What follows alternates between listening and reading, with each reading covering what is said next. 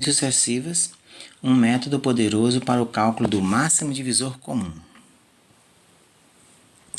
Sejam A e B dois números inteiros positivos com A maior do que B.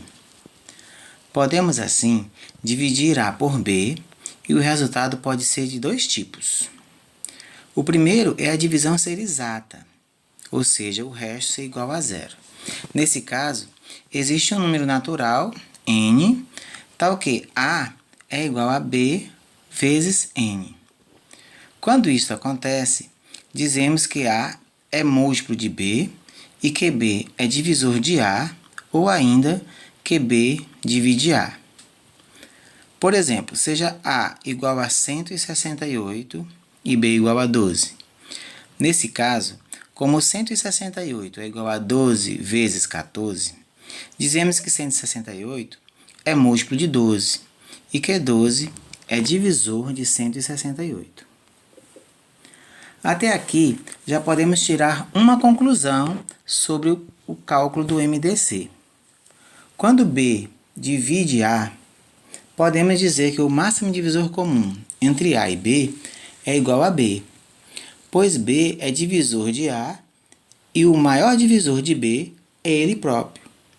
Não há como um divisor de um número ser maior do que ele.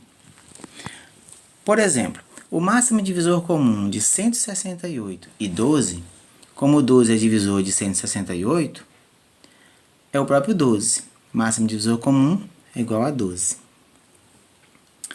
Por outro lado, podemos ter uma segunda situação quando dividimos A por B. É a divisão não ser exata, ou seja, a divisão de A por B deixa resto maior do que zero. Nesse caso, teremos que A é igual a B vezes um quociente, mais um resto, onde esse resto é maior do que zero e é menor do que B. Nesta situação, vamos imaginar um divisor comum de A e de B. Sabemos que este divisor comum existe, pois o número 1 é o divisor universal de todos os números, inclusive A e B, sejam eles quem forem. Então, vamos chamar de n este divisor comum de A e de B. Se n é divisor de A, então A é igual a n vezes S para algum S natural. E se n é divisor de B, então B é igual a n vezes T para algum T natural. Note agora que temos a equação derivada do processo de divisão, que A é igual a B vezes Q mais R, onde esse resto é maior do que zero. Substituindo A por N vezes S, porque N é um divisor de A, e B por N vezes T, porque N é divisor também de B, e prosseguindo com a equação, colocando o R, que é o resto, no primeiro membro, podemos isolar, colocar em evidência o n, como você pode notar. E vamos ter que R é igual a n vezes uma expressão que vai ser um número inteiro. Logo, como R é maior que zero e n também é maior que zero, essa expressão também vai ser maior do que zero, que é apenas um detalhe. Eu vou ter o produto de dois números positivos. Mas note que acabamos concluindo que o resto, nesse caso, é múltiplo de n, ou seja, se n divide A e n divide B, então n divide o resto da divisão de A por B. Esse é um resultado bastante importante, essa conclusão. Em outras palavras, a partir de A e B quaisquer, sabemos que existe pelo menos um divisor comum entre eles, qual seja o número 1, que é o divisor universal. Além disso, dado qualquer divisor comum de A e B, acabamos de concluir que este divisor será também divisor do resto da divisão de A por B. Mas, se qualquer divisor comum de dois números quaisquer, A e B, é também divisor do resto da divisão de A por B, R, isso significa que o conjunto dos divisores de A e B ou seja, os divisores comuns de A e B, é um subconjunto dos divisores de R. Cabe aqui uma pergunta. Pode um divisor de B e de R não ser divisor de A? Bem, o motivo desta pergunta é que caso um divisor comum de B e R possa não ser divisor de A, não poderemos usar os divisores comuns de B e R para investigar os divisores comuns de A e B, porque ia ficar sempre uma desconfiança, né? E nós temos que garantir o processo de buscar e localizar e determinar o máximo divisor comum de A e B. Para responder à pergunta, voltamos à equação oriunda da divisão euclidiana de A por B, quando essa divisão não é exata. A é igual a B vezes o quociente mais o resto. Vamos supor que N seja um divisor comum de B e R. Ou seja, existem S e T naturais, tais que B é igual a NS e R é igual a NT. Substituindo mais uma vez esses valores na equação, nós vamos concluir que A é também divisível por N, ou seja, que N é um divisor de A. Ou seja, se N é divisor de B e N é divisor do resto, então N é divisor de A também. Portanto, o conjunto dos divisores comuns de B e R é também o conjunto dos divisores comuns de A e B. E sendo assim, podemos concluir que o máximo divisor comum de A e B é igual ao máximo divisor comum de B e R, o que é um resultado bastante importante para o método das divisões sucessivas. Este fato nos permite, por meio do processo de divisão, ir diminuindo os números envolvidos no cálculo do máximo divisor comum, o que facilitará sua determinação.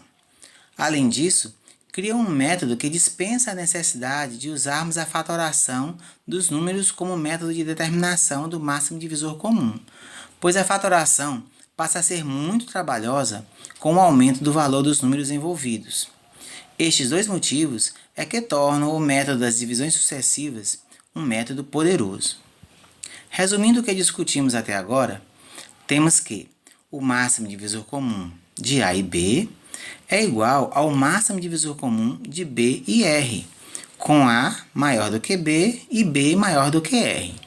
Caso a divisão de B por R seja exata, então o máximo divisor comum de B e R será igual a R, e o processo está terminado. Caso não seja exata, então podemos fazer com B e R o que já fizemos com A e B, ou seja, recomeçamos o processo. Supondo que a divisão de B por R gere um resto R2, então o máximo divisor comum de B e R será igual ao máximo divisor comum de R e R2, com B maior do que R maior do que R2. Este processo vai convergir ao máximo divisor comum de A e B, pois os sucessivos restos serão sempre menores a cada divisão e estão confinados aos números naturais, incluindo o zero. Vamos a um exemplo prático? Vamos calcular o máximo divisor comum entre 380 e 326, pelo método das divisões sucessivas que acabamos de justificar. Dividimos 380 por 326, o resultado é 1 e o resto é 54. Isso significa que o máximo divisor comum entre 380 e 326 é igual ao máximo divisor comum entre 326 e 54. Então, dividimos 326 por 54. O quociente é 6 e o resto é 2. Logo, o máximo divisor comum entre 326 e 54 é igual ao máximo divisor comum entre 54 e 2. Como 54 é par e a divisão de 54 por 2 dá resto zero, ou seja, o máximo divisor comum entre 54 e 2 é igual a 2. Assim, o máximo divisor comum inicial entre 380 e 326 é igual a 2. Este processo de divisões sucessivas pode ser organizado no formato de uma tabela. A gente apresenta aí a tabela, onde a gente coloca inicialmente o 380 e o 326. O quociente da divisão vai para cima, que é o número 1. 1 multiplicado por 326 é 326, para facilitar a obtenção do resto, a gente escreve ele embaixo do 380. E a subtração me leva ao resto da primeira divisão, que é 54. Como o resto não foi igual a zero, a gente transpõe o 54 ao lado do 326 e recomeça o processo. 326 dividido por 54 dá 6, a gente escreve em cima. 6 vezes 54 é 324, que a gente escreve embaixo do 326, para fazer a subtração e encontrar o resto 2. Esse resto é transposto à direita do 54 para retomar o processo de divisão. 54 dividido por 2 é 27. E 27 vezes 2 dá 54, o resto 0. No momento que o resto aparece 0, igual a 0, e uma hora ele vai aparecer, o máximo divisor comum é o último número que foi usado na divisão. No caso aí, o último resto não nulo, que é igual a 2. E aí a gente conclui uma exposição sobre esse poderoso método de encontrar e determinar o máximo divisor comum de dois números.